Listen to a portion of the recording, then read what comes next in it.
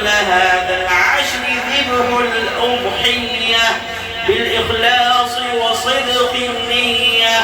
وبين نبيه وصفيه صلى الله عليه وسلم وجوبها وفضائلها، ودون علماء أمته من سننه في كتب الفقه مسائلها. الله أكبر الله أكبر، لا إله إلا الله، الله أكبر الله أكبر ولله الحمد. فقد قال عليه الصلاة والسلام: ما عمل ابن آدم من عمل يوم النحر أحب إلى الله من إهراق الدم، وإنه ليأتي يوم القيامة بقرونها وأشعارها وأغلافها، وإن الدم ليقع من الله بمكان قبل أن يقع بالأرض فطيبوا بها نفسا. الله أكبر الله أكبر، لا إله إلا الله، والله أكبر الله أكبر ولله الحمد. وقال أصحاب رسول الله صلى الله عليه وسلم: يا رسول الله، ما هذه الأضاحي؟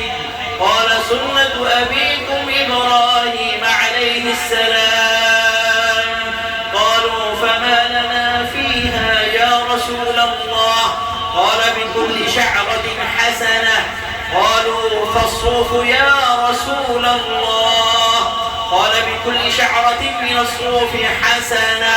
الله أكبر الله أكبر، لا إله إلا الله، والله أكبر الله أكبر ولله الحمد. وقال عليه الصلاة والسلام: من وجد سعة لأن يضحي فلم يضحي فلا يحضر مصلانا. الله أكبر الله أكبر، لا إله إلا الله، والله أكبر الله أكبر ولله الحمد. وقال ابن عمر: الأضاحي يومان بعد يوم الأضحى. وعن علي مثله. وهذا بعض من الفضائل، وتعلموا من العلماء المسائل. أعوذ بالله من الشيطان الرجيم. لن ينال الله لحومها ولا دماؤها ولكن يناله التقوى منكم.